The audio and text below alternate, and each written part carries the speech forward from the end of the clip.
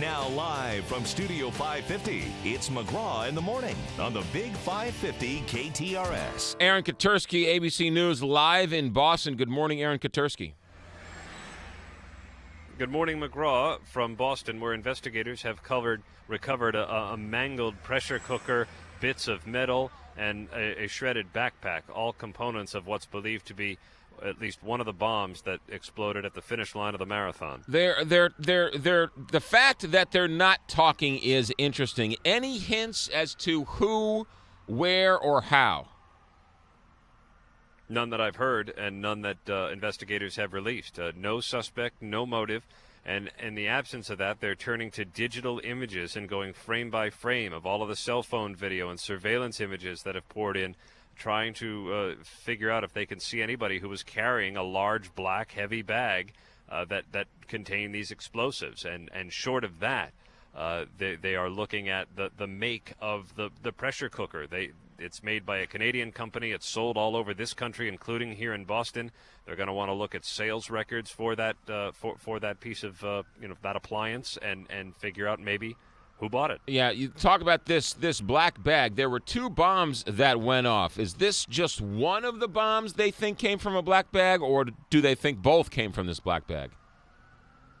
They've only said one. They don't have enough evidence yet to definitively say that the other device was fashioned in the same way.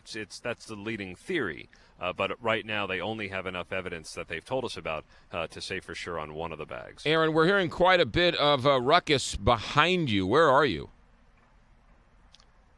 Downtown Boston. It's still a crime scene. There are about 12 blocks here that are that remain blocked off. But people are going to work. There are joggers on the street. So life is returning to normal, and making that a bit easier perhaps is the fact that kids are on school vacation here this week.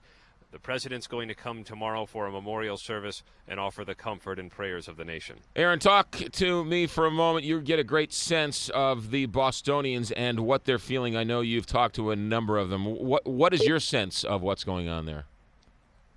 Well, I think there's still a good deal of sadness. We've seen vigils for the 8-year-old boy who was killed and the 29-year-old woman and the graduate student at Boston University from China. And I think people are feeling vulnerable. One woman told us, any of us were at the race. It could have been any of us killed. And so that is unnerving to a lot of people. But at the same time, I think there's also a lot of anger. Who did this and why? And the sick violation of what's supposed to be a rite of spring in New England. That makes people mad. Aaron, we're also hearing some extraordinary stories of friendship and neighborly care, people opening up their doors for strangers. And that's certainly no surprise in a community like this. I grew up here, and that's kind of the soul of New England, and that people would help one another. I can't imagine is surprising to anyone in times like these. The mayor has established a fund to accept donations from corporate citizens. The governor has appealed for sustained blood donations, not today, but in the weeks to come. There are still many people who are going to require surgery. Aaron, also, I think we should just make this note that the FBI is saying if you have any picture, don't you decide whether or not it is newsworthy. Send it to us and let us decide. Right, and that's because they know best what they're looking for. But specifically, they are trying to figure out who was carrying an unusually large, heavy black bag, and they want to know who that person is.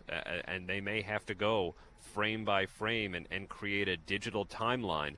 They've done that successfully before. Investigators in Dubai figured out that an Israeli agent carried out an assassination in Dubai based on painstaking reconstruction of digital photography. They've done it in Vancouver. They may do it here. It's just going to take a long time. ABC's Aaron Katersky live in downtown Boston. Aaron, thanks for your time. Thank you. 640 here on the Big 550 KTRS. Yesterday, I saw something I thought I'd never see. I'm kind of half joking here, but it sort of goes to show you that everyone is thinking of Boston at a time like this. In Yankee Stadium, on Yankee Stadium, there is a sign with a Yankee sign and the Boston Red Sox logo, and on the sign it says, "United we stand."